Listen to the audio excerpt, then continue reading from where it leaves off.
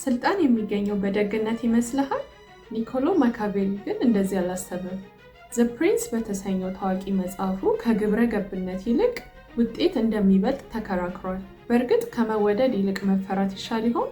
እስኪ አነጋጋሪ የሆኑትን ሀሳቦችን እንመርምራቸው።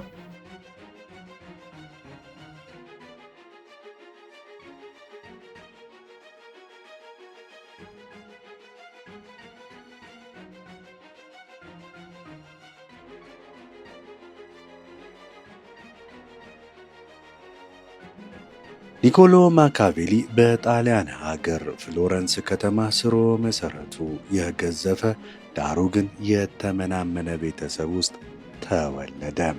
በ1498 ዓ.ም የፍሎረንስን ሪፐብሊክ በመንግሥታዊ መዋቅር ማገልገል የጀመረ ሲሆን ወደ ፈረንሳይ ቅድስት ሮማዊት ግዛትና ጀርመንን በዲፕሎማሲያዊ ልዑክነት ተሰማርቶባቸዋል።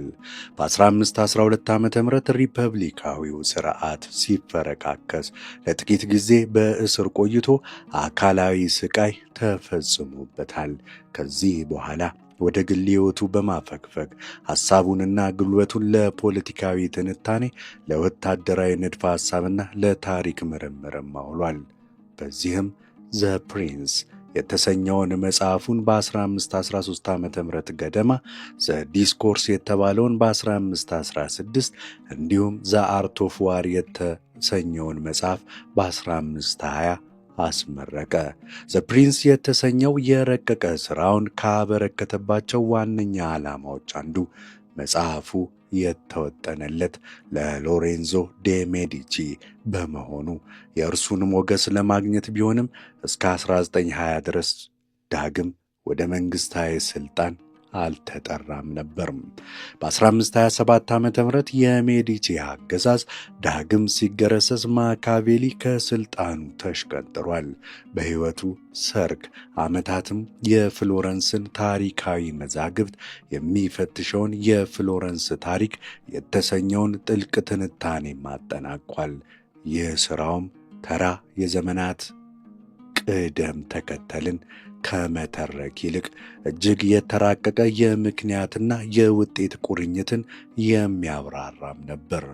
ማካቬሊ የመካከለኛው ዘመን የፖለቲካ አስተሳሰብ መገለጫ በነበሩት መንፈሳዊና ቤተ ክርስቲያናዊ ጉዳዮች ላይ አንዳችም ሥጋዊ ትኩረት አልነበረውም። በአጠቃላይ ሲታይ ለክርስትና እምነት የሻከረ አመለካከት የነበረው ሲሆን የክርስትና የሞራል መሠረቶች ለሆኑት የዋህነትና ታዛዥነት፣ ራሱን አሳልፎ የሰጠ ሕዝብ፣ ርኅራኄ የሌለበትና አረመኔያዊ በሆነ የፖለቲካ ዓለም ውስጥ አያብብም ብሎ በጽኑም ያምን ነበር። እርሱ የውጭ ወረራና የውስጣዊ የፖለቲካ መተራመስን አንጻር ብርቱ መንግሥት እንዲቋቋምና ጸንቶ እንዲቆይ የሚሻ የሪፐብሊክ ደጋፊና አገር ወዳድ የሆነ ሰው ነበር። ይህ ፍላጎቱ በሁለት አብይ መንገዶች ይገለጻል። ዘ ፕሪንስ ላይ የማካቬሊ ዋነኛ ትኩረት አንድ መሪ እንዴት በዜጎቹ ላይ የበላይነቱን ሊያጸና ይችላል የሚለው ሲሆን፣ በዘ ዲስኮርስ ደግሞ የዜጎችን ተፈጥሯዊ ራስ ወዳድነት ወደ ሕዝባዊ ጥቅም በመቀየር አንድ ሪፐብሊክ እንዴት ሊጸናና ሊበለጽግ ይችላል የሚለውን ጥያቄ ይመረምራል። የማካቬሊ የጥናት ስልት ታሪካዊና ንጽጽራዊ ሲሆን በተለይም ጥንታዊው ዘመን ክላሲካል አንቲኩቲ በተፈጸሙ ክስተቶች ላይ በስፋት ይደገፋል። ዋነኛ ዓላማውም ክስተቶች በተፈጠሩበት ነባራዊ ሁኔታ እንዴት እንደሚቃኙ ለማሳየት፣ መንስኤዎቻቸውን ለመለየት እንዲሁም የሰው ልጅ ግንኙነት ጠባይ የሚመረምሩትን አጠቃላይ መርሆች አፍርጦ ለማሳየት ነው። መሠረታዊ ጽንሰ ሐሳቡ ብርቱ መሪ አገሪቱን ይታደጋል፣ ከዚያም ሙሉ በሙሉ ሪፐብሊካዊ የመንግሥት ሥርዓት ሊወለድ ይችላል የሚል ነው።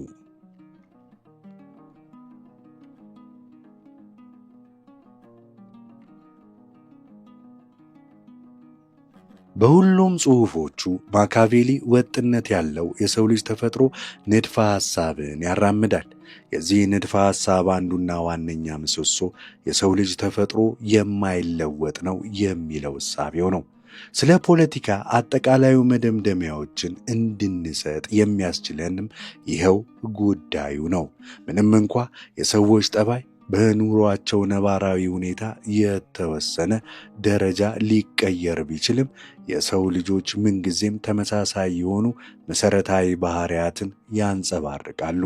እነዚህ ባህሪያት ደግሞ በባህላዊው መንገድ የሚያስመሰግኑም አይደሉም።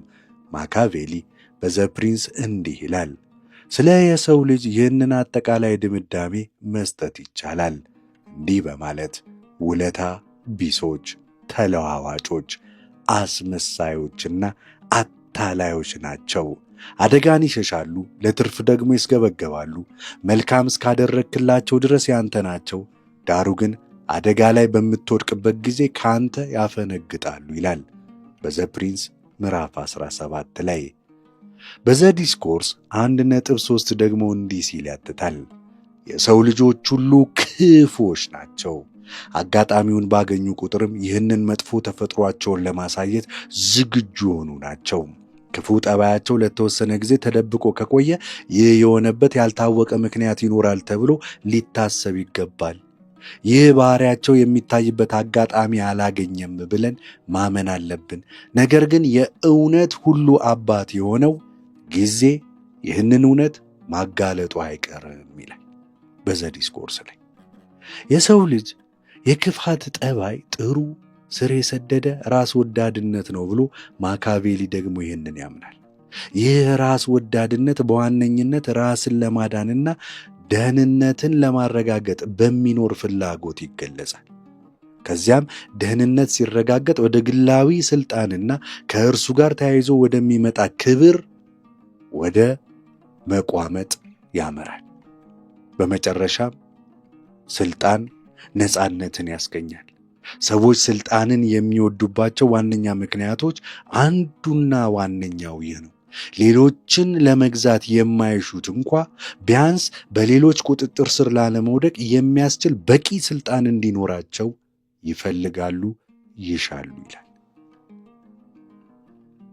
አላስፈላጊ በሆነ መንገድ ሙሉ በሙሉ በሌሎች ቁጥጥር ስር ላለመውደቅ ዓለም ሌሎችን በሚገዙትና ላለመገዛት በሚታገሉት መካከል የተከፈለች ናት። በሰው ልጅ ጠባይ ውስጥ የስልጣን ጥማት ይህን ያህል ጉልህ ስፍራ የሚይዝ በመሆኑ የፖለቲካ ሕይወት ምንጊዜም በትግልና በግጭቶች የታጀበ ነው ብሎ ማካቬሊ ያምናል።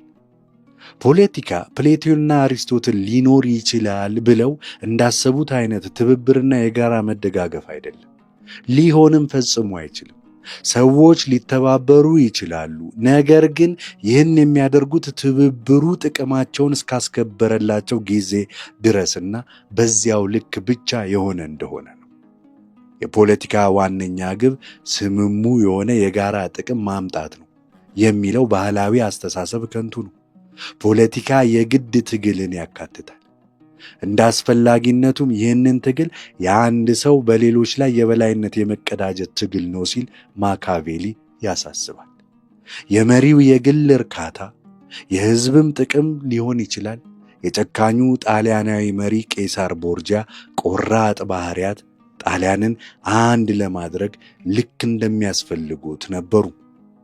ነገር ግን የመሪው ቀዳሚ ዓላማ የራሱን ስልጣን ዘመን ደህንነትና የስልጣን እርካታ ማረጋገጥ ነው። ይህ ትግል በግልጽ የሚታየው ገና ስልጣን በያዘው አዲስ መሪ ዘንድ ነው። ምክንያቱም የእርሱ ስልጣን በባህል፣ በሕዝብ ግዴለሽነት ወይም ቤተሰቡ ባለው ክብር ያልተደገፈ በመሆኑ ነው። አዲሱ መሪ ስልጣኑን ማቆየትና ማጽናት የሚችለው በራሱ ብልሃትና ችሎታ ላይ ብቻ ተደግፎ ነው። በማያሻማ ሁኔታ ዘ ፕሪንስ ይህንኑ እንዴት ማድረግ እንደሚችል የሚያስረዳ አንድ በአንድ የተዘረዘረ መመሪያ ጋይድላይን ነው። ማካቬሊ መሪው በዋናነት ኃይልንና ማታለልን በጥበብ መጠቀም ላይ ሊደገፍ ይገባዋል ብሎ ነው የሚመክረው። የሰው ልጅ የራሱ ራስ ወዳድ ስሜቶች ባሪያ መሆኑን መቀበል ስላለብን ዜጎችን በምክንያታዊ ስምምነት ወይም መልካም የሞራል አርያ በመሆን መምራት ይቻላል ብሎ ማሰብ ከንቱና አደገኛ ነው።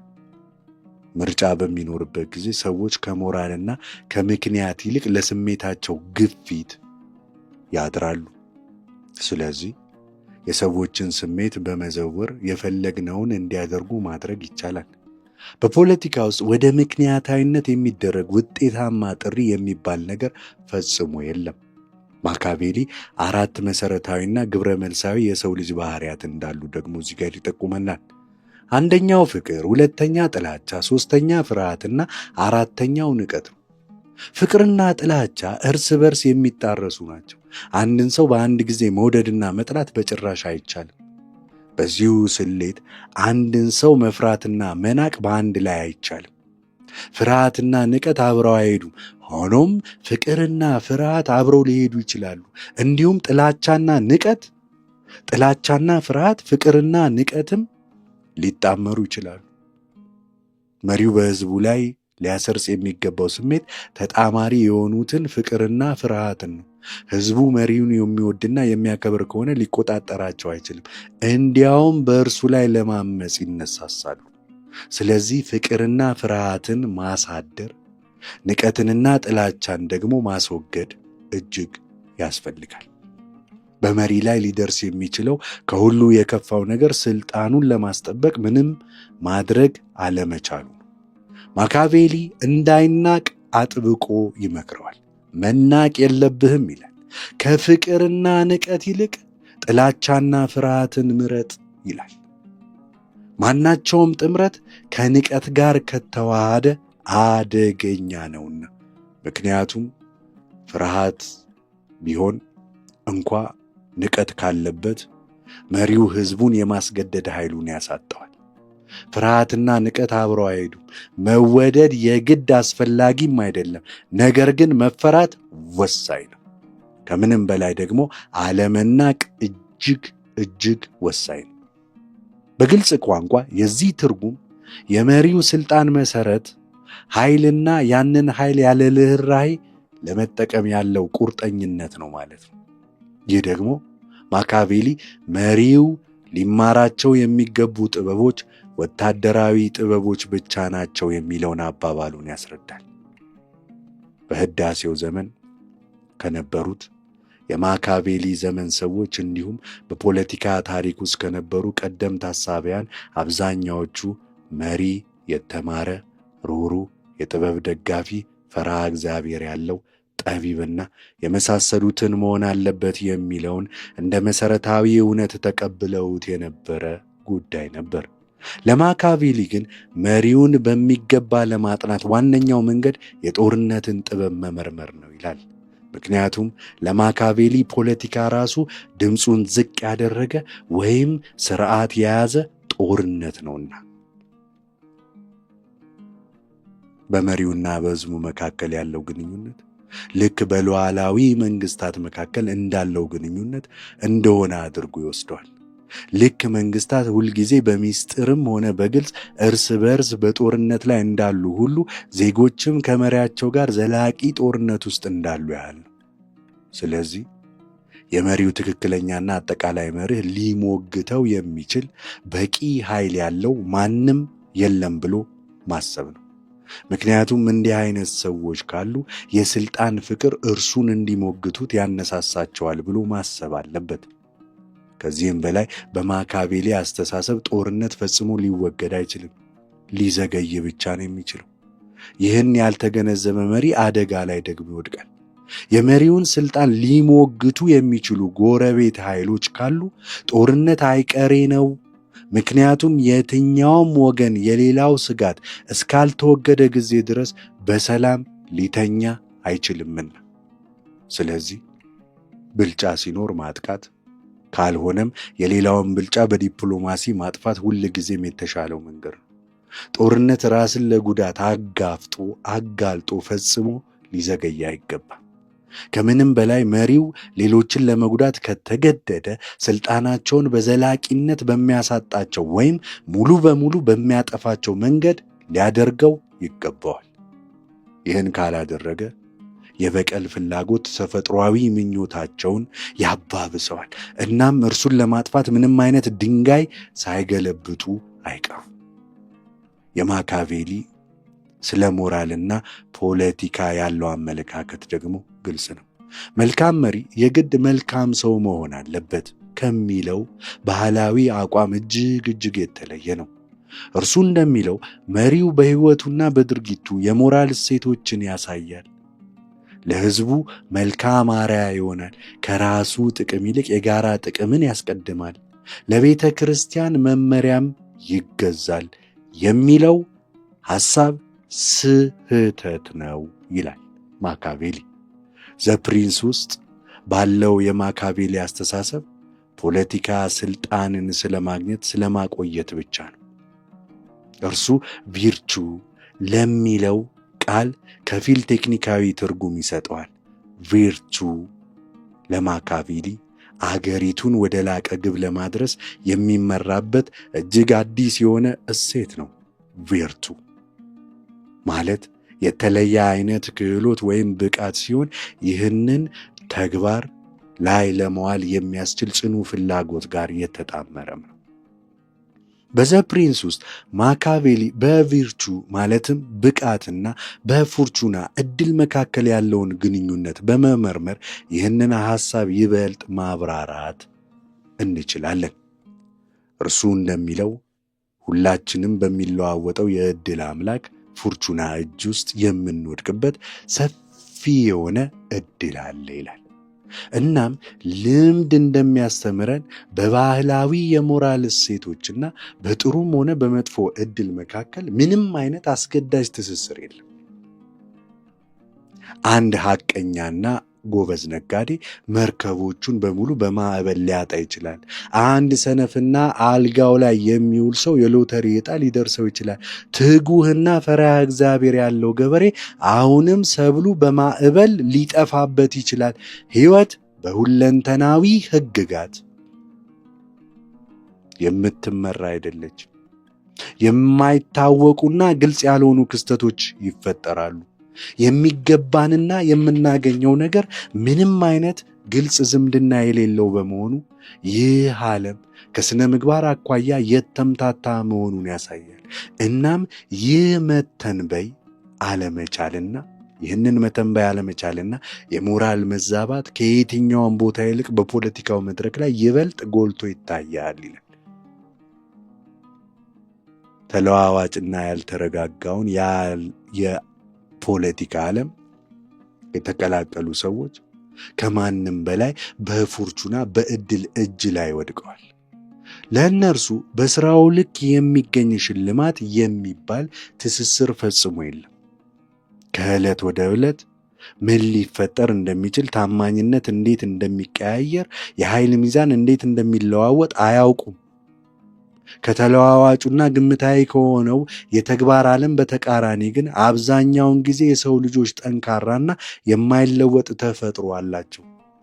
ማካቬሊ እንደሚታዘበው የአንድ ሰው ባህሪና ዝንባሌ እንዲሁም አሰራሩ በአብዛኛው ቋሚና የማይለወጥ ነው። በእርግጥም ባህላዊ የሞራል ትምህርት የምንለው ነገር እንዲህ አይነቱን ቋሚና የማይለወጥ ባህሪ እንድናዳብር ይጠይቀናል። ወይም ከሁሉ በላይ አንድ ሰው ጥቅሙን በሚያስከብርለት ጊዜ ብቻ የተለየ ባህሪ እንዲያሳይ ተደርጎ አያድግም። ነገር ግን የዕድል አምላክ ፎርቹና በምታመጣው ተለዋዋጭ ውጤት ውስጥ የማይለወጥ የአሰራር ዘይቤ ማዳበሩ ፋይዳው ምንድን ነው ነው ጥያቄው። በማንኛውም ሁኔታ ውስጥ ሆነ ሁል ጊዜም በተመሳሳይ መንገድ እርምጃ መውሰድ ሲል ማካቬሊ ያስረግጣል። የጥፋት አዘገጃጀት ነው። ይህ ደግሞ በተለይ በጭካኔ በተሞላውና ተለዋዋጭ በሆነ የፖለቲካ ዓለም ውስጥ ለመትረፍ የሚታገል መሪ ይልቁንም ለአዲስ መሪ ይበልጥ እውነት ይሆናል። በአጭሩ እንግዲህ ለማካቬሊ ቪርቹ ማለት አንድ ግለሰብ የፎርቹና የዕድልን ምት ለመጋፈጥና አስፈላጊውን ሁሉ ዘዴ በመጠቀም ለማሸነፍ የሚያስችለው ጥራት ወይም ብቃት ነው። ፉርቹና ወይም ዕድል በአንድ ወቅት የነበረን ፖለቲካዊ ትክክል አለመሆን በማስታወስ ሲነግረን ልክ እንደ ግትረኛና እልኸኛ ሴት ናት። አንድ ወንድ ከማንኛውም ግትረኛና እልኸኛ ሴት ጋር በሚያደርገው መንገድ እርሷንም ሊቆጣጠራት ይገባል። በኃይል በመምታት እንድትገዛ በማድረግ ከፎርቹና ጋር በሚኖረው ፍልሚያ መሪው በማይለወጥ የሞራል ጠባይ ታስሮ መቆየቱ አያዋጣውም። እርሱ ተለዋዋጭ መሆን አለበት። እርሱ በውስጡ ያሉትን የአንበሳነትና የቀበሮነት ባህሪያት አውጥቶ ለመጠቀም ዝግጁና ብቁ ሊሆን ይገባል። ሰብአዊነትንና አውሬነትን አስተባብሮ መያዝ አለበት። ርኅራሄ ተገቢ በሚሆንበት ጊዜ ርኅሩህ ይሆናል። ነገር ግን ጨካኝ፣ አረመኔና አስፈሪ መሆን ሲያሻው ደግሞ እነዚሁኑ ባህሪያት ይላበስ። አስፈላጊ ሆኖ ሲገኝ ሐቀኛና እውነተኛ ይሁን። ግድ ከሆነበት ግን ይዋሽ፣ ቃሉንም ይጠፍ። መሪው ነባራዊ ሁኔታዎች የሚጠይቁትን ማንኛውንም ተግባር መፈጸም ያለበት ሲሆን እነዚህ ሁኔታዎች ባህላዊ የሞራል እሴቶችንና ክርስቲያናዊ የኑሮ ዘይቤዎችን ወደ ጎን መተው የሚያስገድዱት ከሆነም ያንኑ ከማድረግ ወደ ኋላ ማለት የለበትም። ስልጣንን የማጣት አደጋ በሚያጎላ መንገድ መንቀሳቀስ ወይም ደግሞ ስልጣንን ለማቆየት በሚያስችሉ ተግባራትን ከመፈጸም መቆጠብ ራስን በራስ እንደ ማጥፋት ወይም ከንቱነት የሚቆጠር ነው። ከማካቬሊ ዘመን አቻዎቹም ሆነ ከኋለኞቹ ነቃፊዎቹ ብዙዎቹ እርሱን እንደ የክፋት መምህር አድርገው ይቆጥሩታል። በ17ኛው መቶ ክፍለ ዘመን መባቻ ላይ የማካቬሊ ስም የአምባገነንነትና የክህደት ተለዋዋጭ ቃል እስከ መሆን ደርሶ ነበር። ነገር ግን ማካቬሊ ክፋትን እንደማይመክርና የእርሱ መሪም ፕሪንስ ክፉ ሰው እንዳልሆነ መገንዘብ አዳጋች አይደለም። ከተራው የሞራል መለኪያ አንጻር ሲታይ የፖለቲካ ተዋናዮች አስገዳጅ በሆኑ ሁኔታዎች ምክንያት አስነዋሪ ድርጊቶችን ሊፈጽሙ እንደሚችሉ ማካቬሊ ያለምንም ማንገራገር በቀጥታ ሐቁን ይቀበላል። ይህ አሳዛኝ ሊሆን ቢችልም ከተለዋዋጭ ሁኔታዎች ጋር አሰራሩን ማስማማት የማይችል መሪ ለረዥም ጊዜ በስልጣን ላይ እንደማይቆይ ደግሞ እውነትም እሙንም ነው። ይህ የሕይወት ሐቅ በመሆኑ ስለዚህ ጉዳይ መጨነቅና መብሰልሰል ፋይዳም የለውም ብሎ ማካቬሊ ያስባል። አብዛኛዎቹ ሰዎች ተፈጥሯዊ ባህሪያቸው ወይም ያገኙት ትምህርት ከሚመራቸው መንገድ ማፈንገጥ አይችሉም፣ ወይም ደግሞ በአንድ ጎዳና ተጉዘው ስኬት ስላገኙ ሌላ መንገድ ለመከተል ራሳቸውን ማሳመን ይቸገራሉ። አንድ ሰው ከሕይወቱ ተለዋዋጭ ሁኔታዎች ጋር አሰራሩንና ጠባዩን ማዋሃድ ቢችል ኖሮ ዕድሉ፣ ፎርቹናው ከቶንም ባልተለወጠ ነበር። ስኬታማው መሪ ማካቬሊ እንደሚያስበው ልክ ይህንኑ ማድረግ የሚችል ሰው ነው። የዕድልን የፎርቹናን ውጣ ውረድ የሚቋቋምበት ብቃቱ ወሰን የለሽ ተለዋዋጭነትን በማዳበር ከነፋሱ አቅጣጫ ጋር አብሮ የመተጣጠፍ ችሎታው ላይ ተመስርቶ ነው። የሚያደርገውን ሁሉ የሚያደርገው ነባራዊ ሁኔታ ስለሚያስገድደው እንጂ ባህሪው ወይም የሞራል መርሆቹ ስለሚያዙት አይደለም። ስለዚህ መሪውን ከሞራል ሕግጋት ነፃ የሆነ ብለን ልንገልጸው እንችላለን። እርሱ ጥሩም ሆነ መጥፎ፣ ክፉም ሆነ ደግ አይደለም። በባህላዊው የቃሉ ብያኔ መሠረት አንዳችም አይነት የሞራል ስብዕና የለውም። በተወሰነ መንገድ ብቻ ለመንቀሳቀስ የሚያስገድድ ቋሚ ዝንባሌም ሆነ ልማድ አላደበረም። እንዲህ አይነቱ ቋሚ ዝንባሌ ካላቸው አብዛኞቹ ሰዎች በተቃራኒ እርሱ ሙሉ በሙሉ በጎ አሊያም ፍጹም ክፉ መሆን የሚችል ሲሆን ሁለቱንም እንዴት መሆን እንደሚችል ጠንቅቆ ያውቃል። ባህላዊ የሞራል እሴቶች የባህሪው አካል አይደሉም። በችግርም ሆነ በድሎት ጊዜ ሙጭጭ የሚልባቸው ፍጹማዊ መርሆችም አይደሉም። ይልቁንም እንደ ፍላጎቱ ሊያነሳቸውና ሊጥላቸው የሚችላቸው የተግባር ስልቶች ብቻ ናቸው።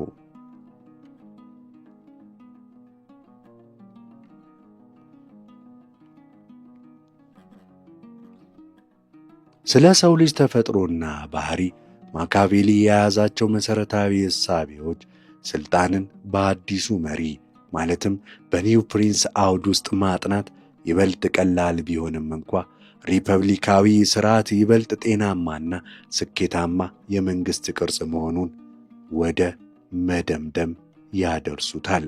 ይህ ከዘ ፕሪንስ ፈጽሞ የተለየ ሆኖ ሳለ በዚያው መሠረታዊ እሳቤ ላይ የታነጸ ዘ ዲስኮርስ ማዕከላዊ ጭብጥም ነው። በንጉሣዊው ሥርዓት ሞናርኪ ውስጥ አንድ ሰው የበላይ ሥልጣንን ይቆጣጠራል። ይህ አንድ ሰው በእርሱ ስር የሚተዳደሩትን ሰዎች አቋቋምና ደፋር ስሜት ለማፈን በሚያስችል ስፍራ ላይ የሚገኝ ሲሆን በሥልጣን ላይ ለመቆየት ከፈለገም እንዲሁ ማፈን ግድ ይለዋል። በሪፐብሊክ ውስጥ ግን እያንዳንዱ ግለሰብ ልክ እንደ መሪ ፕሪንስ ነው። እያንዳንዱ ግለሰብ የራሱ ደህንነት፣ ነፃነትና ንብረትን ለመጠበቅ ሲል የራሱን ቪርቱ ሊያጎለብትና ሥራ ላይ ሊያውል ይችላል።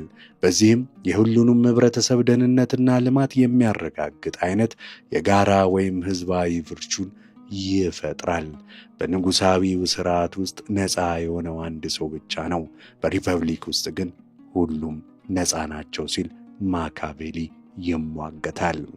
ይህ የጋራ ቪርቹ ከወዳጅነት ወይም ከሌሎች ጥቅም አሳቢነት የሚመነጭ ደግሞ አይደለም። ሰዎች የሚተባበሩት የጋራ ጥበብና ጥረት በአጠቃላይ ከማንኛውም ግለሰብ ጥረት የተሻለ መሆኑን ጠንቅቀው ስለሚያውቁ ብቻ ነው። እያንዳንዱ ሰው የራሱን ጥቅም ለማረጋገጥ አስፈላጊ በሆነው መጠን ብቻ ከሌሎች ጋር ሲተባበር፣ በሌላው ጎን ደግሞ የሰው ልጅ ትልቅ ዋጋ በሚሰጣቸው ነገሮች ማለትም በክብር በሞገስና በሀብት ዙሪያ ከሌሎች ጋር ይፎካከራል። ሪፐብሊካዊ ሥርዓት ለእያንዳንዱ ሰው የትብብር በረከት ብቻም ሳይሆን በሕዝባዊ መድረክ ውስጥ ራሱን ከሌሎች አግዝፎ ለማሳየት የሚያደርገው ትግል ቪርቹን የማዳበር ዕድልን ጭምር ያጎናጽፋል። ሪፐብሊካዊው ሥርዓቶች ከንጉሣዊው ሥርዓቶች ይልቅ ይበልጥ የተረጋጉ፣ ራሳቸውን በተሻለ ሁኔታ መከላከል የሚችሉና በጦርነት ግዛታቸውን በማስፋፋት ረገድ የላቀ ስኬት የሚያስመዘግቡ ይሆናሉ። ይህ የሚሆነው የሰውን ልጅ ራስን የማስከበር ተፈጥሯዊ ዝንባሌ ስለሚያፍኑ ወይም ስለሚቃረኑ ሳይሆን ይልቁንም ለዚህ ስሜት ሰፊ ነፃነት በመስጠት ጠንካራ፣ የማይበገሩና በራሳቸው የሚተማመኑ ግለሰቦችን ስለሚፈጥሩ ነው።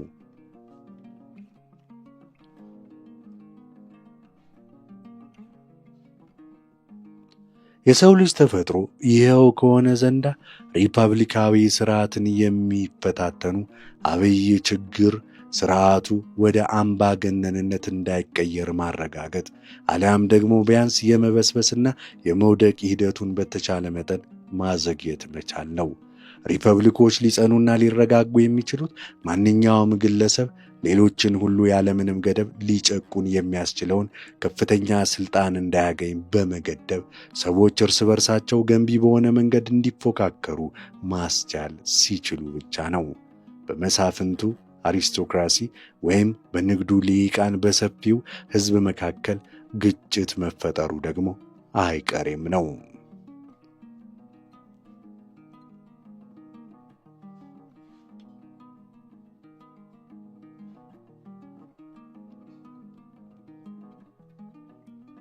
ለዜጎች በጎ ምግባር ተገቢው ዕውቅና ሊሰጥ የሚገባ ሲሆን ክብርና ሞገስ ለሚሹ ሁሉ በመንግሥት አገልግሎት ውስጥ የማደግ ዕድል ሊመቻችላቸውም ይገባል።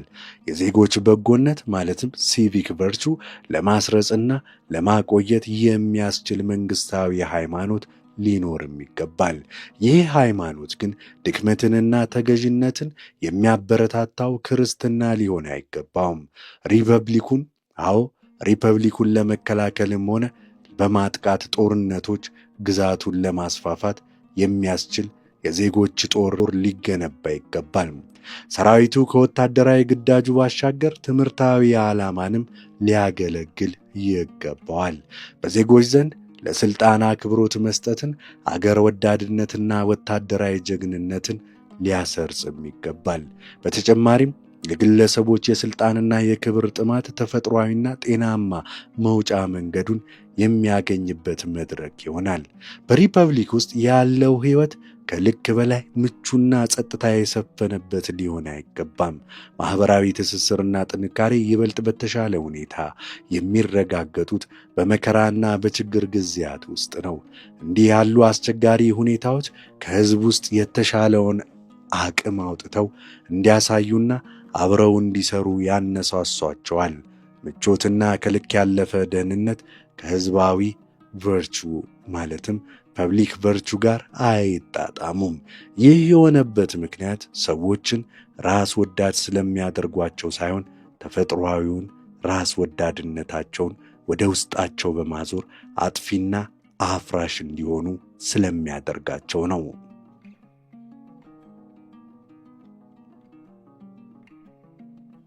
ቃሴን ልዩ ልዩ አይነትና ደረጃ ያለው ስልጣን የጨበጡ ግለሰቦች በእጃቸው ያለውን ለማስጠበቅና ተጨማሪ ስልጣንን ለመቀዳጀት የሚያደርጉት እንቅስቃሴ አድርጎ ይመለከተዋል።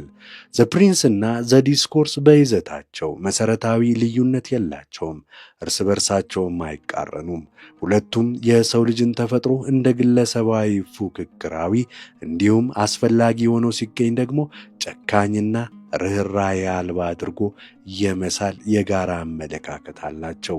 ዘ ፕሪንስ መሪው የሰውን ልጅ ተፈጥሯዊ ስሜቶች ለራሱ ጥቅም እንዴት መቆጣጠር እንደሚችል የሚያትት ድርሳን ሲሆን፣ ዘ ዲስኮርስ ደግሞ እነዚህኑ ስሜቶች እንዴት የሕዝብን አንድነትና ደህንነት ለማረጋገጥ በሚያስችል መልኩ አቅጣጫ ማስያዝ እንደሚቻል የሚተነትን ጥልቅ ጽሑፍ ነው። ነገር ግን በሁለቱ የትንታኔ መድረኮች ውስጥ ያሉት መሠረታዊ ኃይሎች አንድና ተመሳሳይም ናቸው። ማካቬሊ ለመንግሥት ሕልውና ሲባል የሚወሰድ እርምጃ የሚለው ጽንሰ ሐሳብ ጥልቅ ትኩረት የሰጠ የመጀመሪያው የፖለቲካ ንድፈ ሐሳብ አፍላቂ እንደሆነ በተደጋጋሚም ይነገርለታል። ይህ እውነት ሊሆን ቢችልም ሙሉውን ስዕል ግን አያሳይም። ማካቬሊ ቪርቹ ብሎ የሚጠራቸው የተግባራዊ ብቃቶች ውህደት በእጅጉ ያደንቃል። ይህም የመንግሥት ሕልውና አደጋ ላይ በማይወድቅባቸው አጋጣሚዎችም ጭምር ነው መሆን ያለባቸው። ይህን የሚያደርግበት ዋነኛ ምክንያት በውስጡ ለውጤቶች ብቻም ሳይሆን ለሥልጣን ክስተት በራሱ ጥልቅ የሆነ ፍቅር ስላለውም ነው።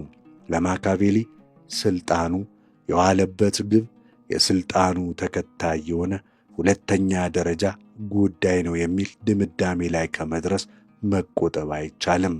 እርሱ በተራው መለኪያ ሲታይ ጨካኝና ክፉ አምባገነን የሆነውን ቄሳር ቦርጂያን የሚያደንቀው ላስመዘገበው ውጤታማነት እንጂ ለሞራል ስብዕናው አይደለም።